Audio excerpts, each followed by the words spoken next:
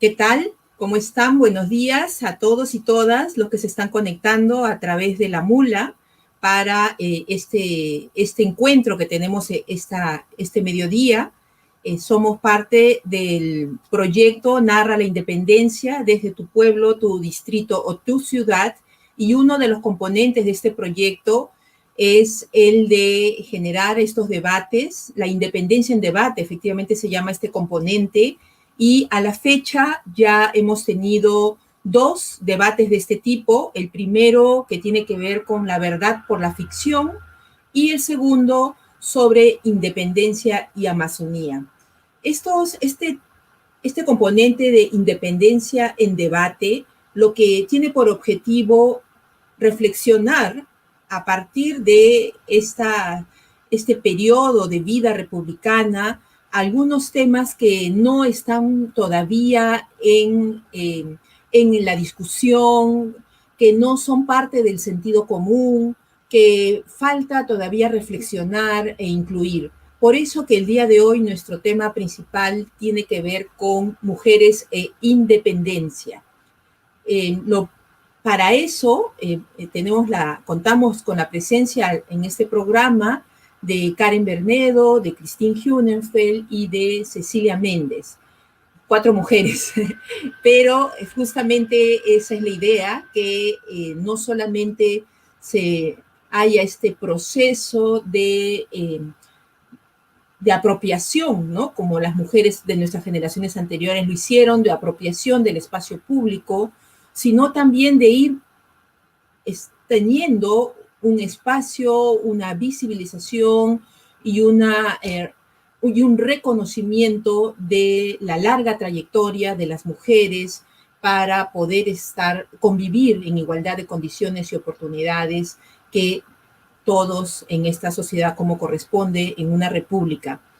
Entonces, para seguir comentándoles sobre este programa de la independencia en debate, el segundo lunes de cada mes tenemos estos encuentros de discusiones sobre estos temas polémicos o temas todavía que necesitan mayor fuerza, mayor presencia, y se producen justamente al mediodía, ¿no? Entonces es en ese sentido que hoy día estamos con este programa, y para eso vamos a conversar en primer lugar con Carmen Bernedo.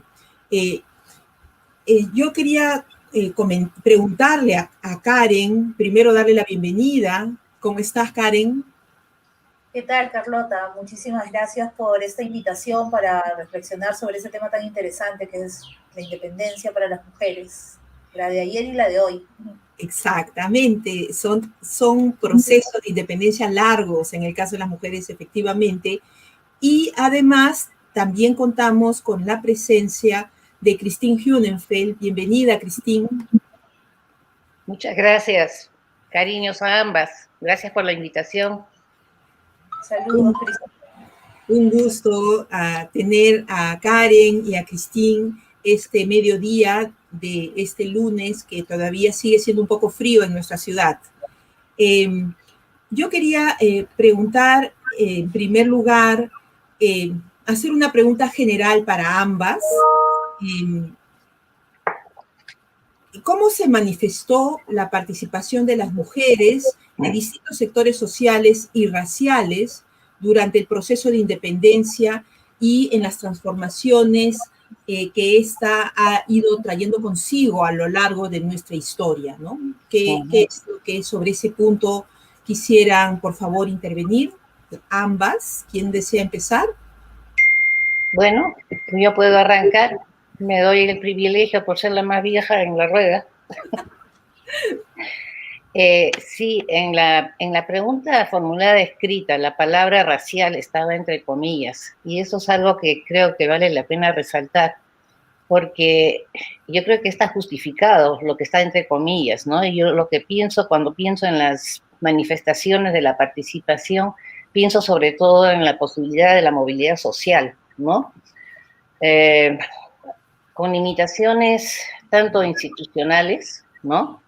como personales. Y cuando pienso en las limitaciones institucionales en términos de movilidad social, pienso, por ejemplo, en el tributo indígena, ¿no? Pienso en el sistema de la esclavitud y ciertamente también las limitaciones de acceso al poder político.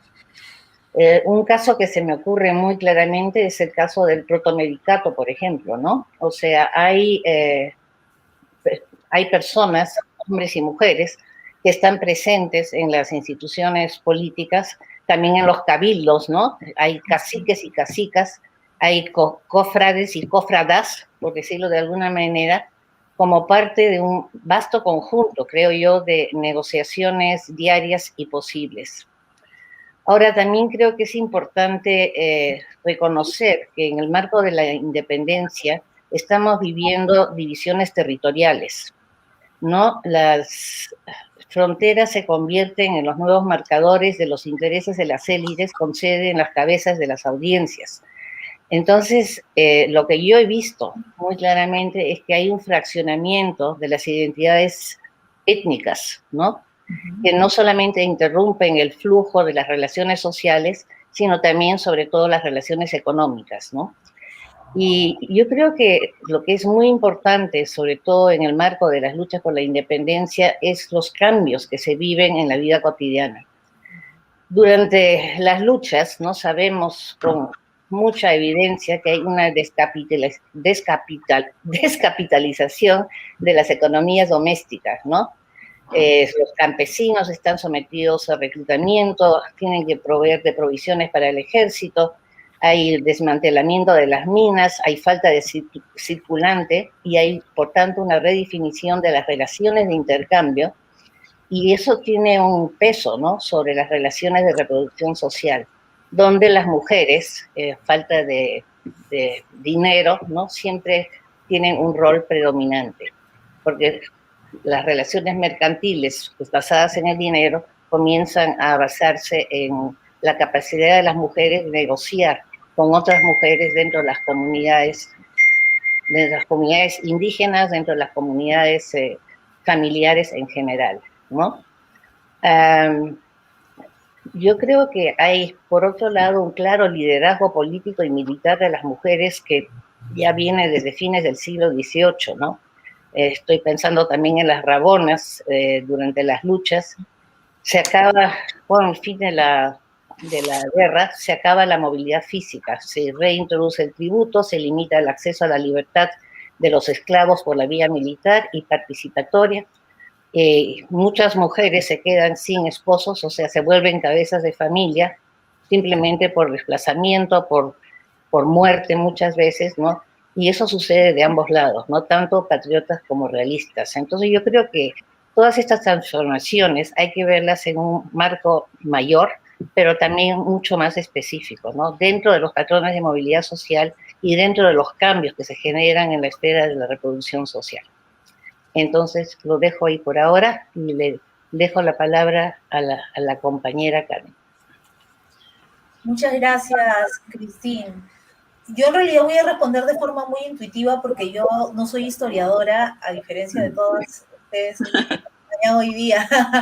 Entonces siempre me siento un poco corta de hablar de este tema, que en realidad yo lo que hago es problematizar la imagen. Entonces yo estudio un poco la imagen, pero para eso he tenido que revisar los libros de historiadoras, historiadores que han visto estos temas. Yo creo que, claro, ¿no?, recogiendo un poco lo que señalaba Cristín, de entenderlo esto en un marco y en un paradigma más amplio, ¿no? Y ver en el tiempo cómo se ha movido, ¿no?, el estado social, en todo caso, de las cosas para las mujeres. Creo que, bueno, las mujeres no podíamos acceder a cargos militares, por ejemplo, ¿no? Entonces, no hay caudillas, no hay casi rebeliones que se les diga la rebelión, ¿no?, de Micaela Bastidas o la rebelión de las heroínas Toledo, ¿no?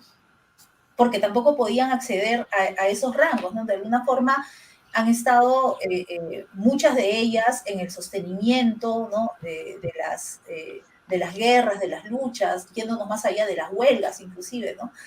A partir de una economía doméstica, de alguna forma, ¿no?, de la logística, siempre dentro de este marco de la división sexual del trabajo, ¿no?, que también se ha visto en las guerras, ¿no?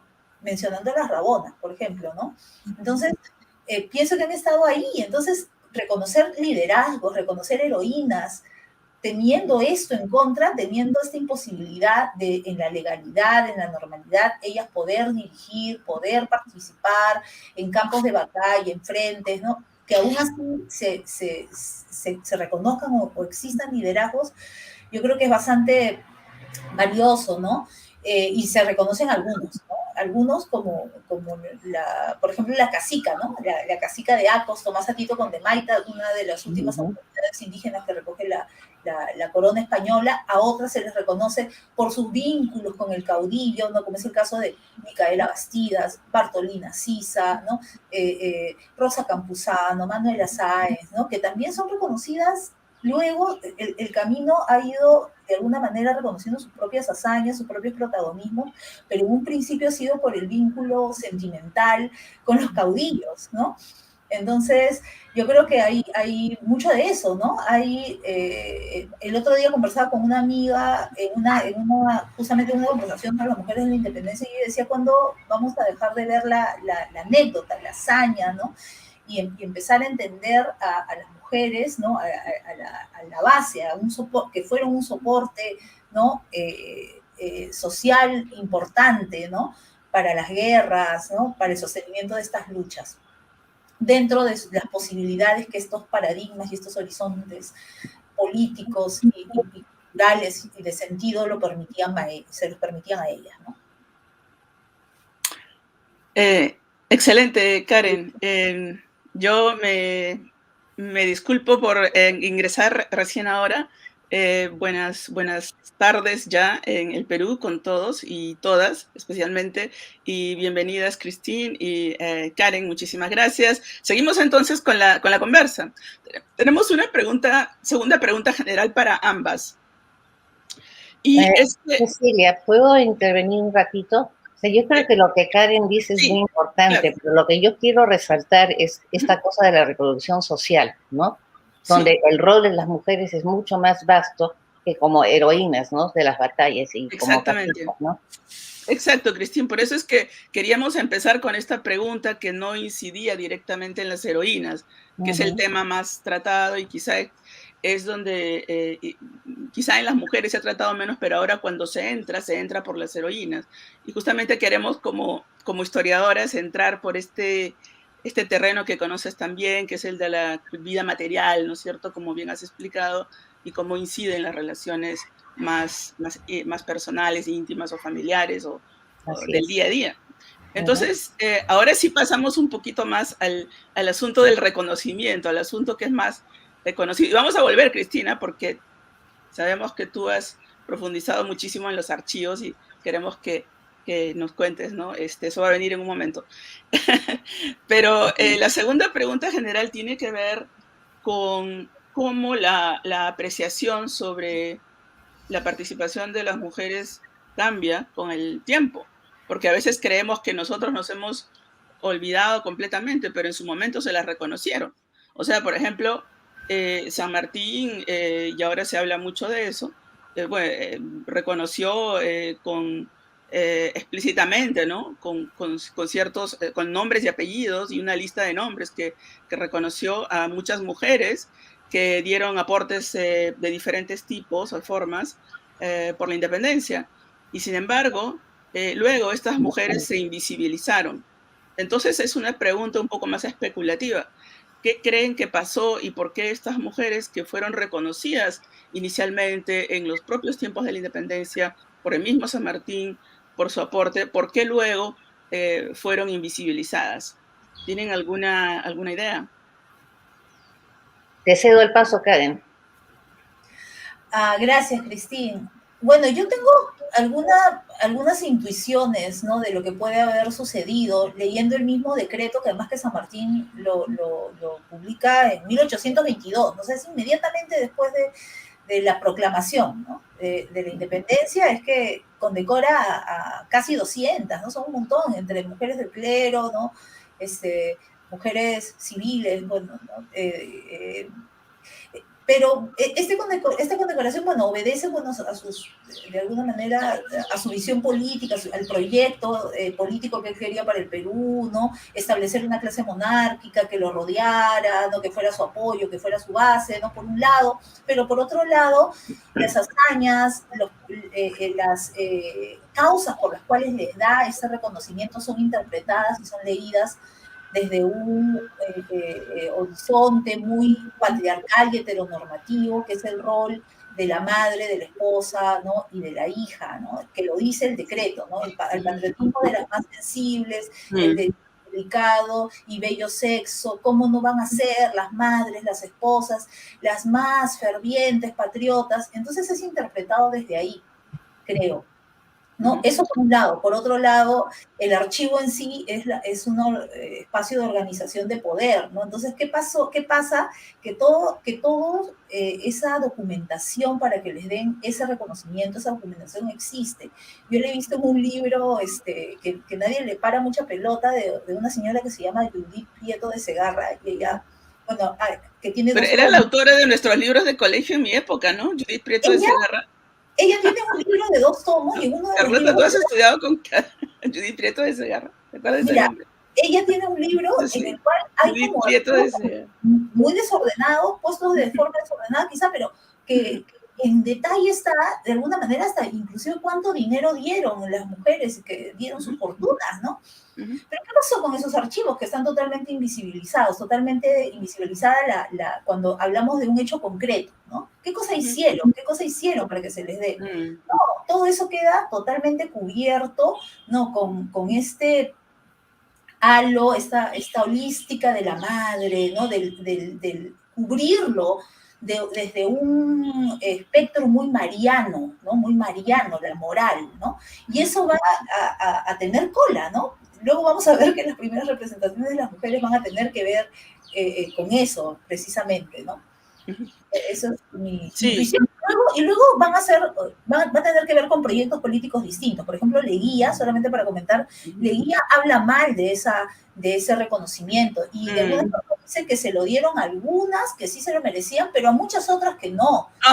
Y pone de ejemplo a Manuela Sáenz. O sea, dice que algunas fueron por sus coqueterías, ¿no? Con los caudillos, ¿no? O sea, a Rosa Campuzano y a Manuela Sáenz las pone de ejemplo como mujeres a las que no les debieron dar ese reconocimiento. Entonces, Leguía, que era el centenario, era, digamos, otro momento en el cual se hubiera podido recuperar, ¿no? Ese reconocimiento no aparece en ninguna, ¿no? Pero ninguna aparece en el centenario, ¿no? Impresionante, interesante eso, ¿no? Y a mí siempre me interesan esas cosas porque hubo un momento que realmente fue revolucionario, ese es por lo menos lo que yo pienso, y luego, y que se manifestó en este tipo de cosas, porque además era por quizás razones pragmáticas también, ¿no? Necesitaban reconocerlas porque las necesitaban. Pero bueno, podemos seguir hablando de eso, tenemos algunas otras preguntas. ¿Carlota quiere seguir o me lanzo yo con la que viene? Vamos a pasar al tema del género, esclavitud y libertad. Representaciones de patria y nación. ¿Sí? Sí, Cecilia, sí. Ya. Entonces, esta es una pregunta, ahora empezamos con las preguntas un poco específicas para cada una de nuestras invitadas. Y quiero formularle una pregunta a Christine nuevamente, ¿no?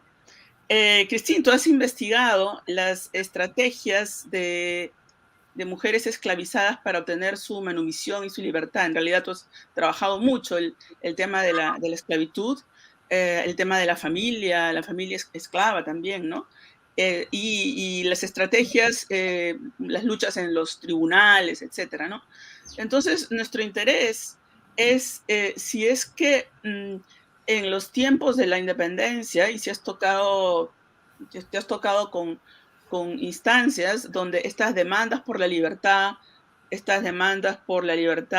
y la independencia adquieren connotaciones más políticas en el ámbito quizá doméstico, o cómo afectan el ámbito doméstico estas nuevas nociones de independencia, o la noción que ya existía de libertad, si es que se manejaba, ¿no? Si es que se politizan estas nociones en el contexto de las luchas por la independencia.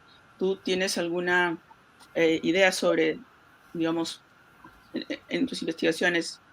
Sí, un poco en el contexto de la última parte de tu pregunta, Cecilia. Yo creo que es importante reconstruir cuáles eran las propuestas de las mujeres esclavas y los hombres esclavos también, por cierto, en los juicios, ¿no? Y yo tengo una muy linda serie de documentos sobre en los juzgados civiles y criminales, ¿no? Que son los famosos juicios de redivitoria, es decir, ahí donde las esclavas y los esclavos dicen, me están maltratando, no me están tratando bien, no me dan de comer, ¿no? Y por tanto piden la libertad. Pero la otra parte de la historia está nuevamente en el ámbito de lo material, ¿no? Sí, cómo es que los esclavos podían conseguir, dada la composición demográfica del virreinato y sobre todo del arzobispado de Lima, cómo podían acceder a dinero para comprar su libertad, ¿no? Porque la esclavitud existe, pero también la Iglesia defendía, por ejemplo, la posibilidad de un esclavo que acumulara dinero, que fuera donde su amo, y le dice, bueno, esto según mi conque es lo que todavía queda del valor de mi persona, y acá está el dinero. Y la explicación para eso es, por un lado, la capacidad de trabajar, de buscar trabajo independientemente como artesano, sobre todo en el contexto urbano. Y la otra parte de eso es la distribución de los esclavos en las unidades domésticas, ¿no? O sea, un esclavo tiene mucho más poder de negociación frente a los amos cuando es una relación más personal, ¿no? Cuando hay pocos esclavos en una unidad doméstica. Y en muchos casos, muchos esclavos que se adhieren a esta posibilidad de libertad son esclavos de viudas, ¿no? Y las viudas abundan en la ciudad de Lima, desde fines del 18 hasta comienzos del 19 y más allá. Entonces, la otra cosa es que las esclavas, sobre todo, tenían un amplio margen de información, ¿no? O sea, eran las esclavas domésticas las que no solamente negociaban sus relaciones sexuales con los amos, y a veces también con los mismos curas, ¿no? Hay muchas acusaciones contra curas que abusan sexualmente de las esclavas a su servicio, sino también cómo van a los mercados, ¿no? Son además, intercambian ideas entre ellas, ¿no? Y escuchan las conversaciones políticas de sobremesa, ¿no? Son las cocineras, son las amas de leche, ¿no? Son, bueno, hacen todo tipo de trabajos dentro de la unidad doméstica. Entonces, aun si no sabían leer ni escribir, tenían las orejas muy bien paradas y estaban muy al tanto de cuáles eran sus derechos, ¿no? Y cuáles eran los lineamientos generales que venían con la ideología independentista, ¿no? Entonces yo creo que el mismo discurso vigente, ¿no? En el ámbito urbano es algo captado por las esclavas y los esclavos, y por tanto se traducen automáticamente a sus gestiones legales, ¿no? Para conseguir su libertad individual. Entonces, muchos de los esclavos se enteraron que por el reclutamiento, ¿no? En las filas tanto de Simón Bolívar como de San Martín, ellos podían acceder a la libertad a través de su participación. Y muchos de los amos no titubearon en no ir a la guerra, sino mandar a sus esclavos a la lucha por la independencia, ¿no? Entonces, eso ha sido una cosa muy, muy documentada. Ahora, muchos murieron en el camino, ¿no? Pero, y después, a la larga, lo que se les negó es el espacio ganado, o sea, la libertad nunca funcionó después de la independencia, pero ellos siguieron luchando por años y décadas, ¿no? En los juzgados, con mayor fuerza y con mayor argumento político, ¿no? Porque decían, ya se nos prometió una vez, no se ha cumplido, entonces mínimamente lo que nos tiene que dar es A, B, C o D, ¿no? Y sobre todo un mejor trato también, ¿no? Sí, fascinante. Cristín, eso es realmente fascinante y me recuerda un poco, no sé si tú has visto El último bastión, la serie, ¿no? Que se ve un poco cómo retratan ahí esa realidad, ¿no? Gracias, Cristín. Sí, me gustaría mencionarles un libro que acaba de salir, se llama Fractional Freedoms. Slavery, Intimacy and Legal Mobilization in Colonial Lima, de 1600 a 1700, pero esa sí irradia hasta el siglo XIX, ¿no? La autora es Michelle McKinley. Es un libro muy, muy simpático y muy en la línea de mis propias reflexiones, ¿no? ¿Cómo traduciríamos eso para nuestros seguidores que no saben inglés? Se traduciría como libertades fraccionadas, ¿no? Esclavitud, intimidad y movilización legal en la Lima colonial. Buenísimo, tomamos nota, Cristín. Carlota. Excelente, excelente, Cristín, tu intervención, porque pones en evidencia cómo hay esos canales de comunicación, esos vasos comunicantes, ¿no? Y cómo desde allí las personas esclavizadas, pues no es que son sordos y mudos, sino que tienen una agencia desde sus propios límites, ¿no? Entonces, eso es muy importante como tú lo destacas en tus estudios desde tanto tiempo, ¿no? Que lo levantas y lo haces evidente. Ahora vamos a pasar con Karen. Justamente hablábamos al inicio de cómo las mujeres irrumpen en el espacio público, pero y cómo estas generaciones están ahora apropiándose también de la semántica y de los símbolos. Y desde esa mirada, Karen, ¿de qué manera la propia noción de mujer ha sido utilizada para dar forma a la idea de patria, a la idea de nación, sus representaciones durante y después de la independencia, ¿no? ¿Qué rol consideras han jugado estos criterios, incluso estos criterios raciales, en este tipo de representación? Sí, mira, recogiendo un poco donde dejé la respuesta a lo que tenía que ver con San Martín, tiene que ver con eso, ¿no? Desde dónde se les ha mirado, qué lentes se han puesto para mirar sus protagonismos, sus hazañas, para interpretar a las mujeres en la historia, ¿no? Y nuevamente regresamos a este ideal mariano, ¿no? Lleno de un ser, de ver a la mujer como un ser moralmente superior, ¿no? Entonces, si tus hazañas son interpretadas en tanto, ya sea que hayas participado, como en el caso de Manuela Sáenz, como húsar, en la batalla de Ayacucho, en la batalla de Pichincha, ya sea que hayas roto, no sé, pues cortado el puente, como en el caso de las heroínas Toledo, o participado en rebeliones, ¿no? O esta suerte de trabajo sostenido del que nos habla Cristín, ¿no? De este límite de las posibilidades, pero todo se reduce a que quieres a tu patria y que eres sensible porque eres buena esposa, buena madre, buena hija, ¿no? Nuevamente, en esta camisa de fuerza, que era, bueno, lo único que las mujeres, a lo único que las mujeres, en un ámbito social normado, ¿no? Podían participar, ¿no? Inclusive recién los primeros colegios de educandas o para niñas los hace Bolívar, justamente al comienzo de la independencia, pero antes de eso la educación no era para las mujeres, ¿no? Entonces, yo creo que la interpretación que se le va a dar a las mujeres va a ir por ese camino, ¿no? O sea, luego de este reconocimiento de San Martín, digamos, este primer reconocimiento de San Martín, va a haber otra representación muy popular de las mujeres que va a ser la madre patria, ¿no? Que además es una representación prestada, europea, occidentalizada, pero va a ser encarnada luego por la señorita de sociedad fotografiada en los estudios de los hermanos Curret, ¿no? Que va a ser tan popular que además hasta el día de hoy yo he visto noticias del 2020 en periódicos locales que para ilustrar el título de la nota dice ¿cuáles fueron los protagonismos de las mujeres de la independencia? Y te la ilustran con la madre patria de los hermanos Curret, de la señorita tal, ¿no? La fotografía tomada a finales del siglo XIX, ¿no? Entonces la madre, ¿no? Va a ser una representación muy fuerte, unida a los valores nacionales, una representación visual muy fuerte, ¿no?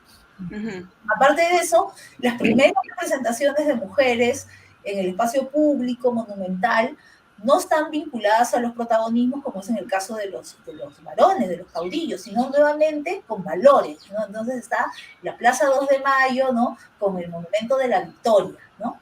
Y luego los regalos del centenario va a ser la Libertad, ¿no? Que es el monumento que regala Francia, ¿no? la Plaza Francia, es la libertad, todos los Plaza San Martín, Manco Cápac, Bolognesi, ¿no? Los caudillos son los con sus nombres propios, pero las mujeres terminamos siendo o la madre patria, o la libertad, o la victoria. En las monedas tampoco aparecemos, somos la justicia, ¿no? Las primeras monedas donde aparecemos las mujeres, ¿no? En los especiales del centenario, yo me tomé el trabajo de mirar cómo aparecemos las mujeres visualmente y todas aparecemos como madre patria, ¿no? Esta portada famosísima del comercio, ¿no? Que es muy fuerte, es bien patriarcal, es Bolívar y San Martín peleándose por la madre patria, ¿no? O gileándola, no sé qué están en el centro. Dime. Patria. Entonces, como la madre patria, además, como un señor, ¿no? De la mano, que es la carátula del tiempo, ¿no? Entonces es como... Y también la madre patria es blanca, ¿no?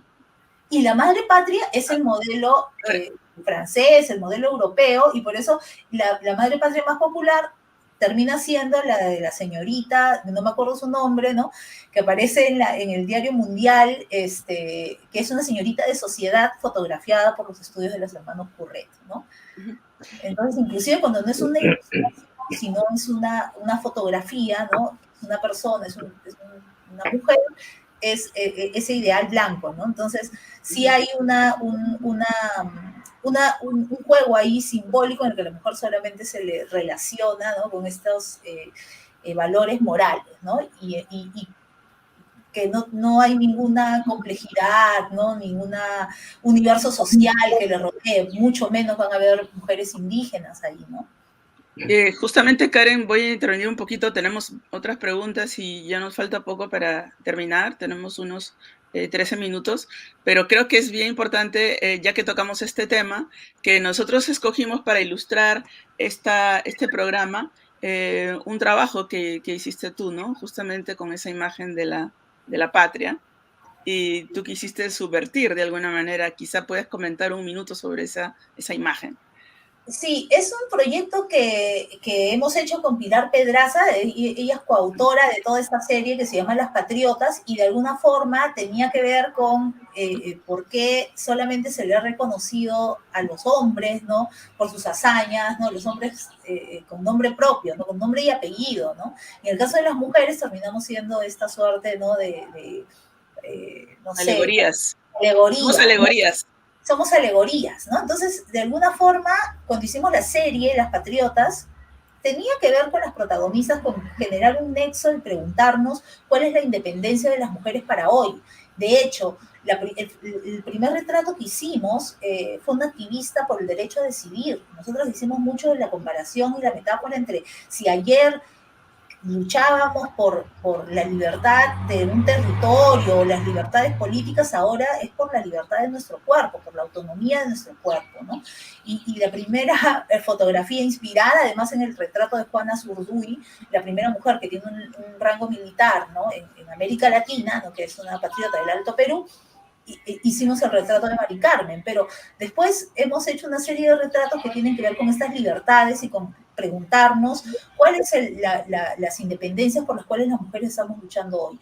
Y es un work in progress bueno, que sigue avanzando. El último retrato que hemos tomado ha sido Ana Estrada, ¿no?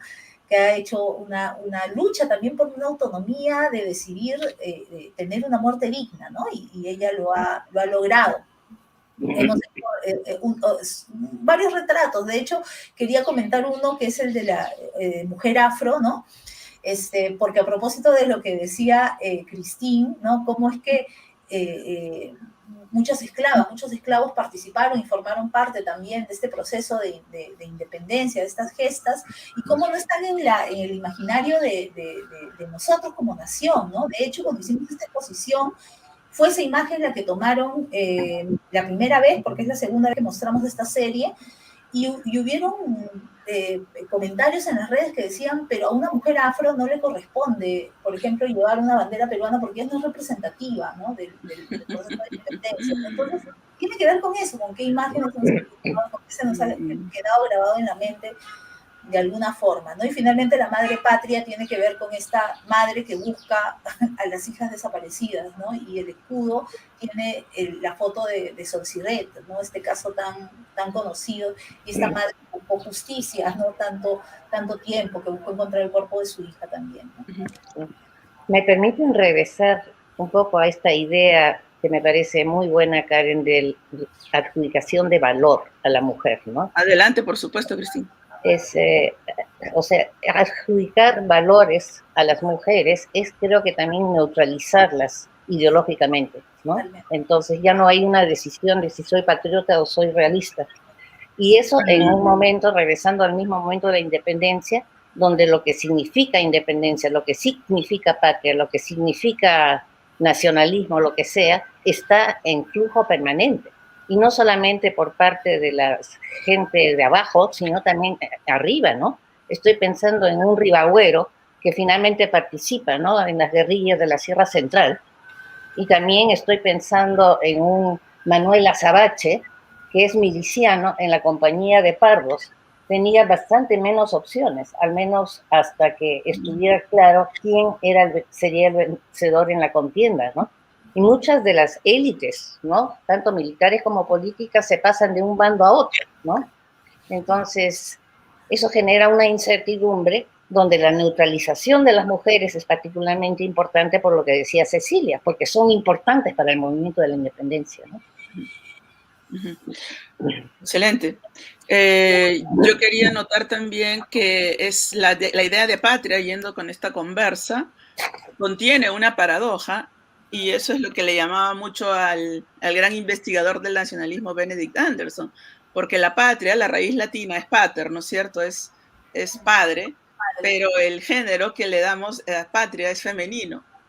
Entonces, esa es una paradoja muy interesante, y quizá esté ahí como, digamos, es un sustantivo andrógino o algo así, pero tiene esos elementos de padre y madre, la patria, ¿no? Pero sí, si me permites comentar una cosita, cuando hablamos de los padres de la patria, no hablamos nunca de una alegoría. Los padres de la patria, los congresistas, son personas con nombre y apellido. Tienes razón. Y cuando hablamos de la madre, la madre patria, es cualquiera, es una anónima. Claro. O sea, me remite también a esta idea de América, ¿no? Que habría que haber este imaginario colonial también, que se resucita. Ahí está Bolívar, por ejemplo, un famoso cuadro que está en Bogotá, y América, ¿no? Como el origen, porque fue al final la primera patria, América, recordemos eso. Para los patriotas, América fue antes que el Perú, antes que Argentina. Bueno, Argentina mucho más tarde.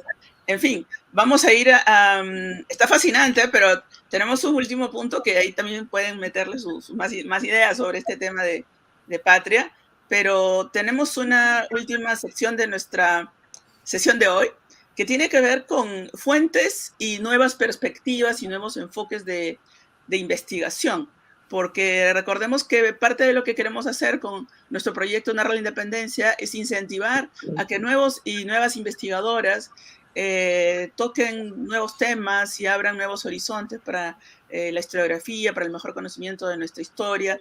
Entonces, la dejo a Carlota para que formule la pregunta. Sí, muchas gracias, Cecilia. Efectivamente, en esta segunda etapa de esta conversación se ha visto cómo la mujer ha sido reducida a un arquetipo. Un solo arquetipo, en realidad, que puede tener distintos nombres en función a valores, pero no hay esa diferenciación que se ve respecto a los hombres. Pero a mí me encantó mucho, Karen, cómo no hace mucho hiciste una presentación sobre precursoras, apropiándote justamente de manera muy fuerte ese término, pero para hablarnos de las precursoras del siglo XX, donde están clasificadas en distintas categorías, ¿no? Eso no hay, por ejemplo, para la independencia, estamos reducidas a una sola, ¿no? Y es además muy alegórica. Entonces, para entrar al tema de estas fuentes, ¿de qué manera consideras que las imágenes también pueden ser una fuente para poder estudiar a las mujeres durante la independencia? Los monumentos, las placas, los retratos, otros objetos donde están representadas, ¿nos pueden ayudar en este sentido? Mira, yo pienso que todo lo que es la producción, lo que tú mencionas, yo lo voy a englobar o lo voy a empaquetar como la producción simbólica, ¿no? La producción simbólica, para mí, ya sea imagen, monumento, patrimonio material, inmaterial, escenificaciones, danzas tradicionales, ¿no? En las cuales en muchas se ve plasmada, por ejemplo, episodios de la independencia, o más atrás, ¿no? Habla la Inca, por ejemplo, ¿no? La escenificación del rescate de Atahualpa. Pero yo lo que creo que esa es la conexión sensible con nuestro pasado.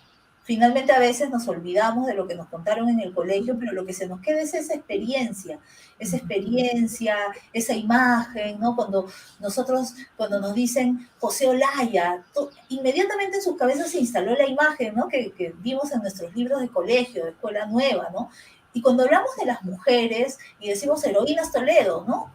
Hay un gran espacio vacío, un gran signo de interrogación en la cabeza, ¿no? Entonces, lamentablemente, pues las sociedades letradas occidentales como las nuestras, desde donde se enseña, ¿no? De donde se ejerce la enseñanza, no le da importancia a la imagen, ¿no? Siempre nos preocupamos qué va a decir el texto, pero nunca la imagen, ¿no? Entonces, por años, por siglos, todavía sentimos que cuando decimos independencia del Perú se nos viene a la cabeza el cuadro de Juan Lepiani de 1906, donde no hay mujeres, donde no hay indígenas, donde no hay personas afro, pero eso está instalado, está como grabado en piedra, de alguna forma, ¿no? Entonces, sí que son importantes las imágenes, nos generan el imaginario, ¿no? Porque hace poco ha habido toda una discusión en Twitter sobre cuál es el verdadero rostro de Micaela Bastidas, por ejemplo, ¿no?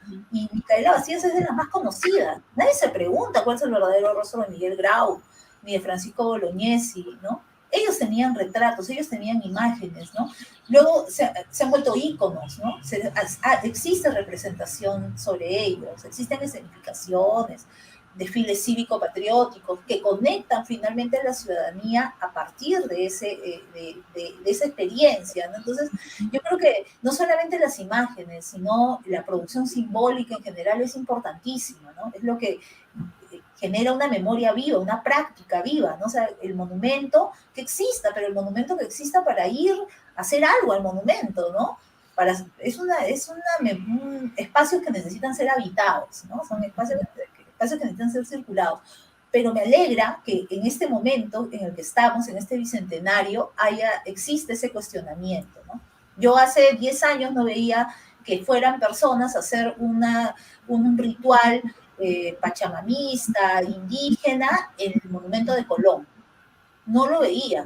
No veía que hace 10 años, 15 años se cuestionara en la escuela peruana que si Colón descubrió, ¿no?, algo que ya existía, ¿no? El descubrimiento de América, por ejemplo, ¿no? Y ahora sí, ¿no? Ahora existe ese debate sobre por qué se le han retirado los rasgos indígenas a muchas mujeres, ¿no? Existe esa discusión, por lo menos está colocada, y eso me parece que es saludable, ¿no? Es un terreno que en disputa la representación de las mujeres de la independencia, es un terreno en disputa que abre posibilidades. Hay deficiencias con eso, pero abre posibilidades que yo creo que se están encaminando a partir justamente de estos espacios tan enriquecedores, ¿no?, de reflexión. O sea, creamos a las mujeres en función de nuestro tiempo, ¿no? La imagen que tenemos del pasado tiene que ver con nuestro tiempo. Ese es el gran tema de los historiadores y las historiadoras, ¿no?, que van cambiando. Ese tenía que ver con...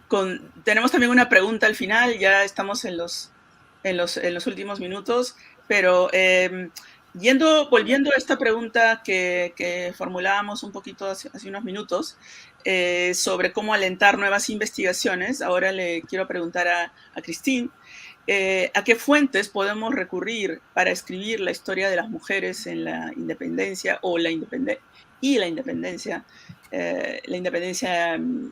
la participación de las mujeres, la presencia de las mujeres, y qué tipo de enfoques crees que son necesarios? Quiero enfatizar también para quizá los que no conocen tu trabajo, aunque hay muchos que sí, este programa está abierto a gente que no son historiadores también. Tú has trabajado muchísimo en archivos, con mucha profundidad, y conoces muy bien, por ejemplo, el archivo de Puno. Acabas de sacar un libro muy importante sobre la pérdida de la ciudadanía en Puno, justamente, ¿no? Y finanzas, historia social, política. Entonces, en general, ¿no?, ¿Qué tipo de fuentes presente este archivo CRES para los y las investigadoras. Y además, nosotros ahora, por ejemplo, contamos con un nuevo motor de búsqueda para la colección documental de la independencia del Perú, que justamente estamos forjando junto con la Fundación Neogranadina, donde también es más fácil ahora investigar en esa colección porque el motor permite buscar en todos los tomos de la famosa colección de la independencia. En general es una pregunta sobre fuentes y enfoques y perspectivas para las futuras investigaciones y lo que tú puedes recomendar en base a tu vasta experiencia. Sí, de manera muy rápida, Cecilia. Yo quisiera subrayar lo que dijo Karen, ¿no? La importancia de otras representaciones, ¿no? Y no solamente monumentos y pinturas, sino todas las representaciones gráficas, ¿no? Y eso empalmando con un análisis cada vez mayor de las subjetividades de los actores históricos, ¿no? Que es toda una tendencia muy reciente. Y eso requiere a veces releer los mismos documentos de manera distinta, ¿no? Entre líneas. Y hay varios ejemplos de trabajos que ya han sido hechos, ¿no? Entonces, es cierto que nosotros proyectamos una imagen del presente al pasado para interpretar lo que está sucediendo, pero también es cierto que hay una posibilidad física posible de reconstrucción de esos aspectos históricos que no son tan obvios y no son tan directos, ¿no? Y es realmente buscar en la misma historia, ¿no? Fuentes para cambiar las representaciones del pasado mismo, ¿no? Y no solamente como una proyección del presente hacia atrás, en términos de las preguntas, ¿no? Entonces hay una tarea por construir la historia, pero también hay una tarea de pensar el presente en función de los resultados históricos, ¿no? Excelente aclaración, Cristina. ¿Y la recomendación sobre las fuentes? Bueno, yo he trabajado, como tú señalabas, mucho en Puno y mi tesis inicial de bachillerato en la Universidad de San Marcos fue utilizando la colección documental de Independencia del Perú. Y la verdad es que esta versión digital no cronológica me asusta un poco, porque a mí me permitió, no buscando nombres ni lugares, ¿no? Electrónicamente con el Internet, eso me permitió reconstruir todo el papeleo en torno al movimiento de Túpac Amaru, ¿no? Y esa fue mi tesis de bachiller, ¿no? Y yo lo armé literalmente cronológicamente viendo los intercambios de cartas que hubo en torno a la movilización, incluyendo el juicio a Túpac Amaru y a todos sus descendientes, ¿no? Entonces, para mí fue más útil leerlo página por página que buscar la máquina. Y en el archivo prefectural de Puno, ¿no? Que nosotros organizamos con un equipo de asistentes de investigación, yo creo que es básicamente un archivo de hombres. Pero, por otro lado, en mismo Puno hay un archivo de la Corte Superior que está muy poco trabajado y que está en un desorden total, que se inundó además en el 88, 89, porque estaba en el sótano del mismo Palacio de Justicia. Yo creo que en esos fondos que yo solamente pude muy someramente hojear, hay también juicios civiles y criminales, ¿no? Donde sí aparecen mujeres en Puno, ¿no? Ahora, eso es en términos, pero siempre sigo pensando que más importante es releer lo que ya está organizado, lo que ya tenemos, ¿no? Y leerlo con otras preguntas en la cabeza, ¿no? O sea, y ahí me refiero, cuando se trata de mujeres esenciales, el archivo arzobispal de Lima, ¿no? Del Cusco, o los archivos arzobispales en general en América Latina, y también el Archivo General de la Nación, ¿no? Donde hay todavía mucha información que está someramente catalogada, ¿no? Sobre todo para el largo siglo XIX. Entonces, hay mucho pan por rebanar, ¿no? Pero también hay que afinar nuestra mirada, creo yo. Excelente. Bueno, entonces teníamos una preguntita final que tiene que ver con una ciudadanía activa, una ciudadanía participativa, que son términos que nos gusta usar en Narra la Independencia, porque en esto es lo que convertirse este programa. Entonces, para cerrar ya el programa, tenemos una pregunta muy pequeña y breve, pero importante, y es de qué manera tanto la historia o la investigación histórica como el arte el arte contemporáneo, buscan reescribir la memoria sobre las mujeres en la independencia y por qué eso es importante. Digamos, historiadora, activista o curadora activista, en el caso de Karen es bastante claro, y no sé si quieren decir 30 segundos cada una sobre esto. A ver, Karen.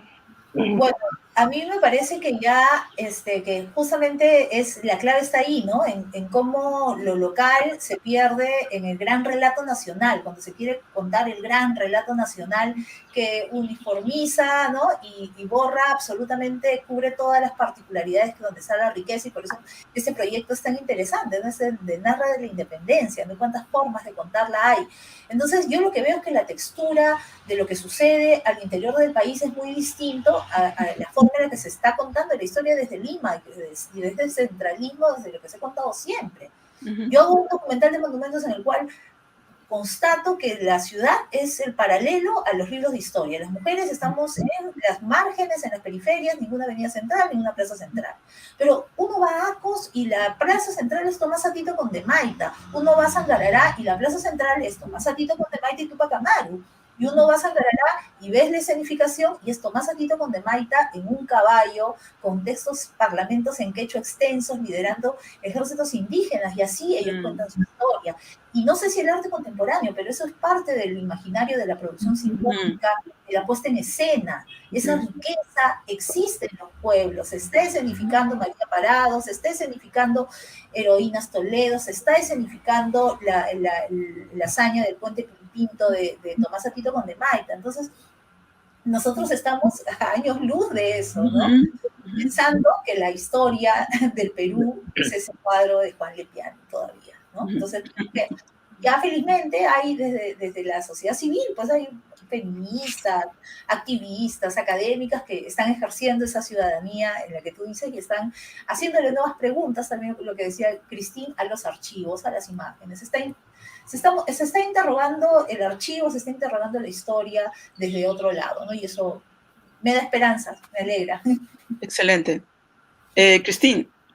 Sí, bueno, estoy totalmente de acuerdo con Karen. No tengo mucho más que agregar, solamente volver a acentuar una vez más la idea de la reproducción social y el rol de las mujeres como pregunta analítica, tanto histórica como del presente.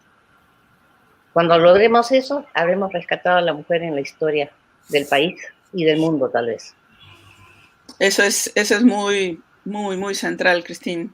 Tienes absolutamente toda la razón. Y va contra también esta idea de que una persona, el héroe siempre se presenta primero hombre, pero también solo, como si el hombre, como si las cosas fueran obra de un individuo. Exacto. Y no de un colectivo, de una casa, ¿no? Entonces es muy importante, la verdad te agradecemos mucho, y también a ti, Karen, por estas intervenciones tan fascinantes, y nos vamos despidiendo, Carlota, con anuncios, ¿sí? Sí, excelente toda esta conversación, realmente estoy tremendamente emocionada. Y bueno, decirles de que el día sábado tenemos el segundo taller de Narra la Independencia y cómo hacerlo, justamente, ¿no? Y la idea es orientar a los interesados en participar en este concurso, en este ejercicio de historia participativa. Vamos a conversar y a trabajar con los participantes sobre el estado de la cuestión y el marco conceptual, y justamente Cecilia Méndez va a estar a cargo de esa etapa central de la exposición de este taller. Y además tenemos el siguiente encuentro, el segundo lunes del mes de octubre, que es en la víspera, justamente sobre las celebraciones del 12 de octubre, y el tema tiene que ver allí con este tema del Día de la Raza o del Día de Colón, ¿no? Es decir, cómo desde el debate en torno a la independencia podemos abordar este punto, ¿no? Perfecto.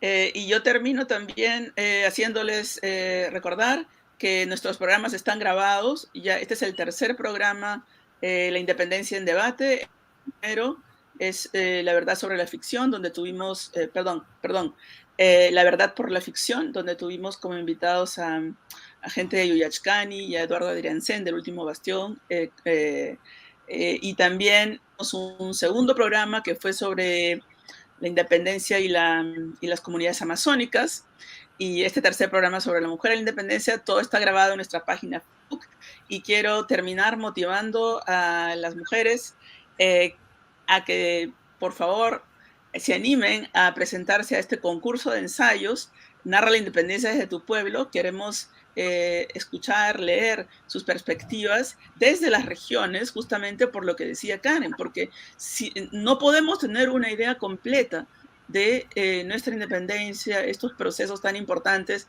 sin esa perspectiva de cada pueblo y de cada región. Entonces, recuerdo simplemente que las fechas del concurso para recibir los ensayos son del 15 al 30 de noviembre, y las bases están colgadas en nuestra página de Facebook y en nuestra página web. La forma como se enteran es siguiéndonos en Facebook, y también estamos en Twitter y en otras redes que yo no uso, Instagram, pero están allí.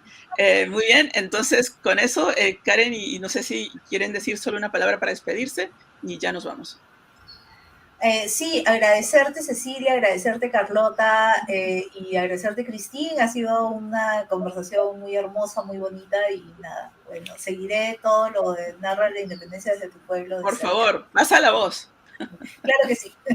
A todas las patriotas y a las realistas también. No, es un esfuerzo formidable, Cecilia. Mucha admiración desde este lado del planeta. Admiración mutua, Cristina. Tus trabajos son fundamentales. Listo, yo me despido. Carlota, ¿nos das el chau final ya? Sí, el taller es gratis, y además pueden inscribirse a través del Facebook de Narra la Independencia. Son 4 talleres, estamos por la segunda sesión, así que bienvenidos y bienvenidas todos. Tenemos sorteo de libros para los que asistan a los 4 talleres. Listo. Eso. Bueno, nos despedimos y muchas gracias por seguirnos. Chao. Hasta luego. Chao, gracias. Gracias, chao.